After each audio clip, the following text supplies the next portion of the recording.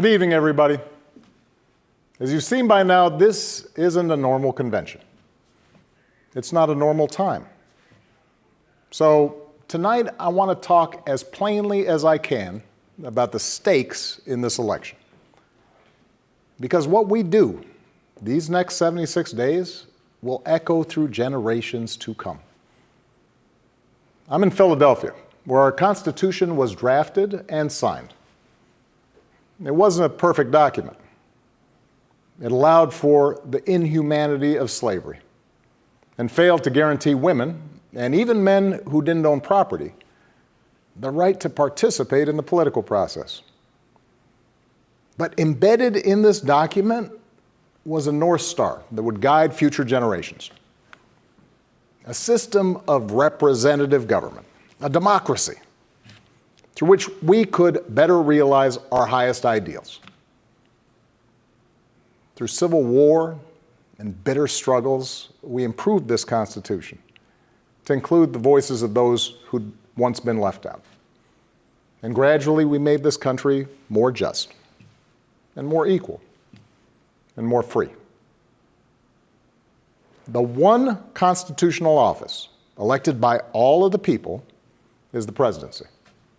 So at a minimum, we should expect a president to feel a sense of responsibility for the safety and welfare of all 330 million of us, regardless of what we look like, how we worship, who we love, how much money we have, or who we voted for.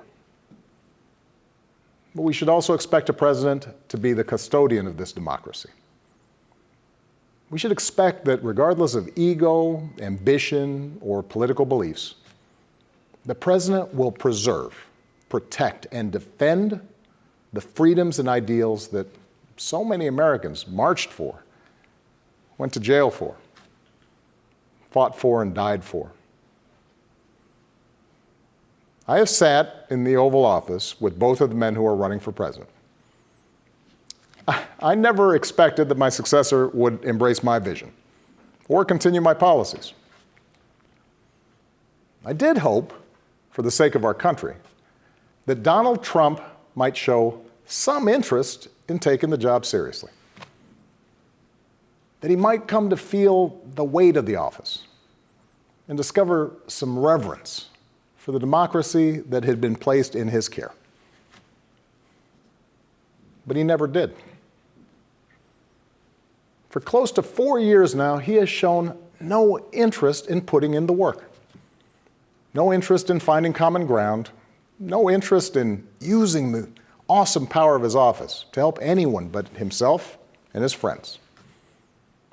No interest in treating the presidency as anything but one more reality show that he can use to get the attention he craves. Donald Trump hasn't grown into the job because he can't. And the consequences of that failure are severe. 170,000 Americans dead.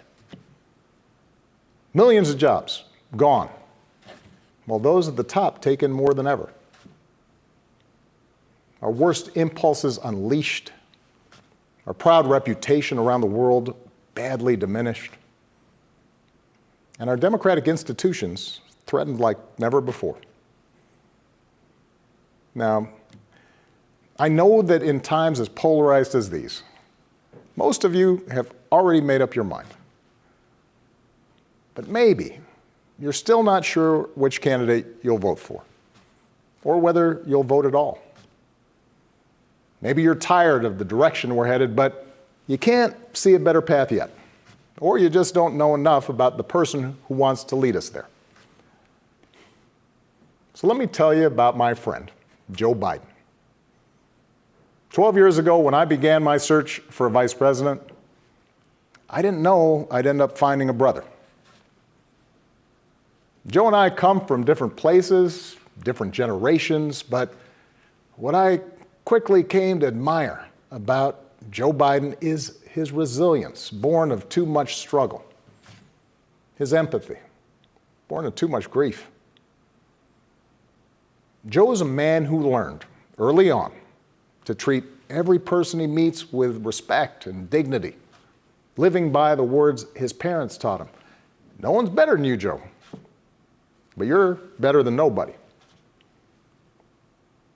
That empathy, that decency, the belief that everybody counts, that's who Joe is. When he talks with someone who's lost her job, Joe remembers the night his father sat him down to say that he'd lost his.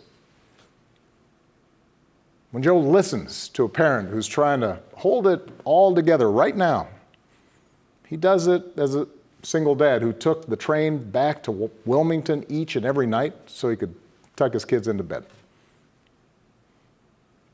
When he meets with military families who've lost their hero, he does it as a kindred spirit, the parent of an American soldier, somebody whose faith has endured the hardest loss there is.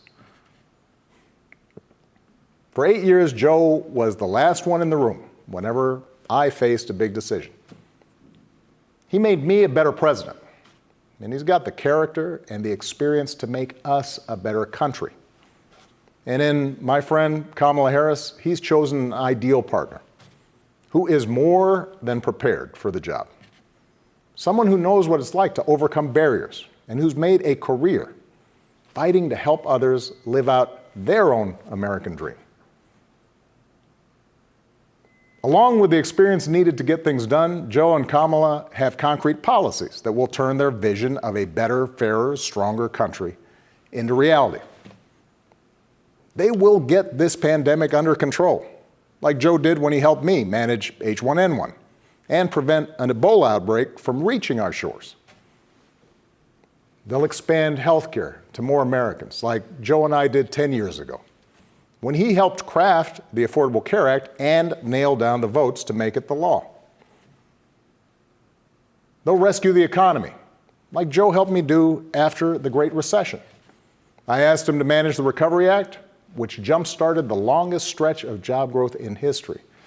And he sees this moment now not as a chance to get back to where we were, but to make long overdue changes so that our economy actually makes life a little easier for everybody. Whether it's the waitress trying to raise a kid on her own, or the shift worker always on the edge of getting laid off, or the student figuring out how to pay for next semester's classes. Joe and Kamala will restore our standing in the world. And as we've learned from this pandemic, that matters. Joe knows the world, and the world knows him.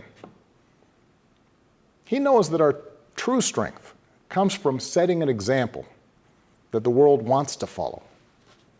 A nation that stands with democracy, not dictators. A nation that can inspire and mobilize others to overcome threats like climate change and terrorism, poverty and disease. But more than anything, what I know about Joe, what I know about Kamala, is that they actually care about every American, and that they care deeply about this democracy. They believe that in a democracy, the right to vote is sacred, and we should be making it easier for people to cast their ballots, not harder. They believe that no one, including the president, is above the law, and that no public official, including the president, should use their office to enrich themselves or their supporters. They understand that in this democracy, the commander-in-chief does not use the men and women of our military who are willing to risk everything to protect our nation as political props to deploy against peaceful protesters on our own soil. They understand that political opponents aren't un-American just because they disagree with you. A free press isn't the enemy, but the way we hold officials accountable. That our ability to work together to solve big problems like a pandemic depend on a fidelity to facts and science and logic, and not just making stuff up.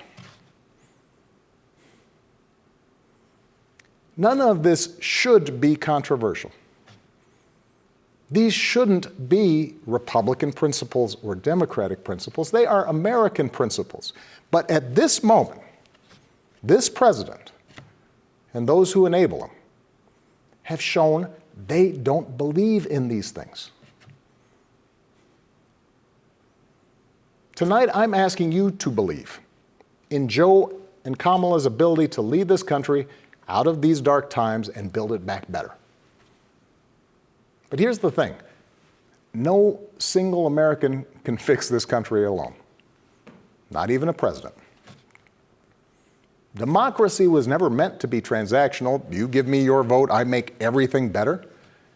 It requires an active and informed citizenry. So I'm also asking you to believe in your own ability, to embrace your own responsibility as citizens, to make sure that the basic tenets of our democracy endure. Because that's what's at stake right now. Our democracy. Look, I understand why a lot of Americans are down on government.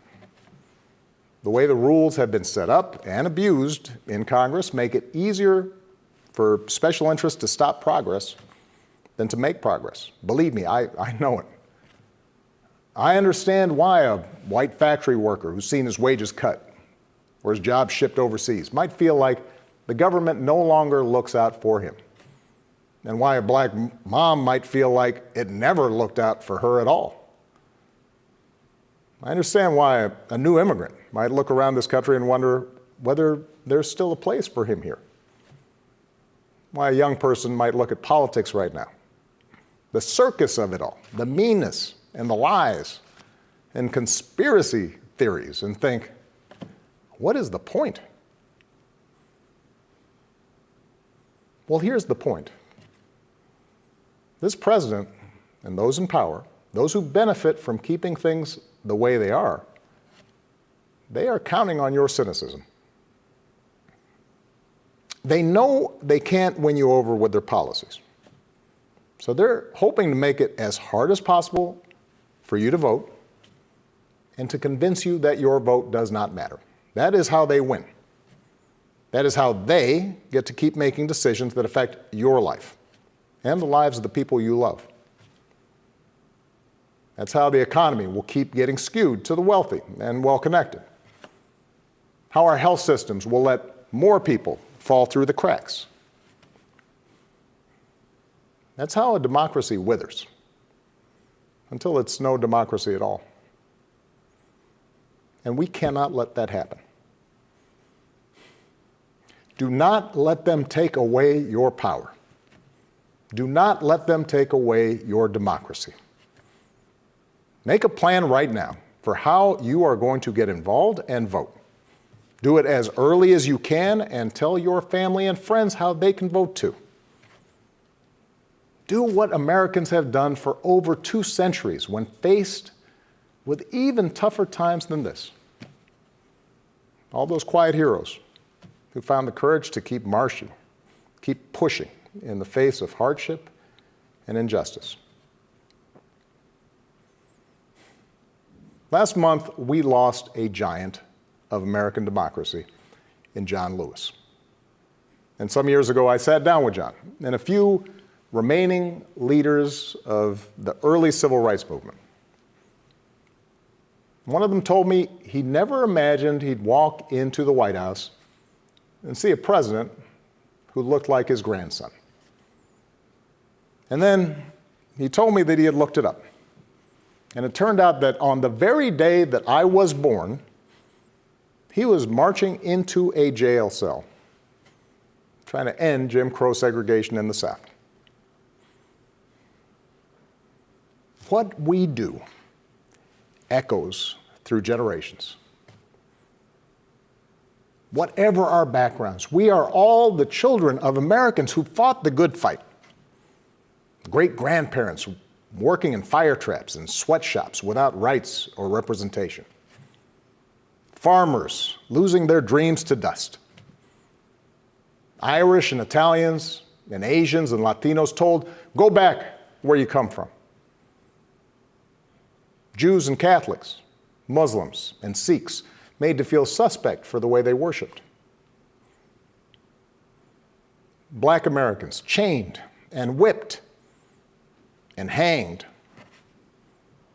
spit on for trying to sit at lunch counters, beaten for trying to vote. If anyone had a right to believe that this democracy did not work and could not work, it was those Americans, our ancestors. They were on the receiving end of a democracy that had fallen short all their lives. They knew how far the daily reality of America strayed from the myth. And yet, instead of giving up, they joined together. And they said, somehow, some way, we are going to make this work. We are going to bring those words in our founding documents to life.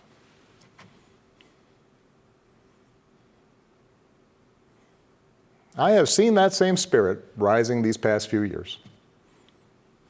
Folks of every age and background who packed city centers and airports and rural roads so that families wouldn't be separated, so that another classroom wouldn't get shot up, so that our kids won't grow up on an uninhabitable planet. Americans of all races joining together to declare, in the face of injustice and brutality at the hands of the state, that Black lives matter. No more, but no less. So that no child in this country feels the continuing sting of racism. To the young people who led us this summer, telling us we need to be better, in so many ways, you are this country's dreams fulfilled. Earlier generations had to be persuaded that everyone has equal worth. For you, it's a given, a conviction. And what I want you to know is that for all its messiness and frustrations, your system of self-government can be harnessed to help you realize those convictions for all of us. You can give our democracy new meaning. You can take it to a better place. You're the missing ingredient. The ones who will decide whether or not America becomes the country that fully lives up to its creed. That work will continue long after this election. But any chance of success depends entirely on the outcome of this election. This administration has shown it will tear our democracy down if that's what it takes for them to win. So we have to get busy building it up by pouring all our efforts into these 76 days and by voting like never before for Joe and Kamala and candidates up and down the ticket so that we leave no doubt about what this country that we love stands for today and for all our days to come. Stay safe. God bless.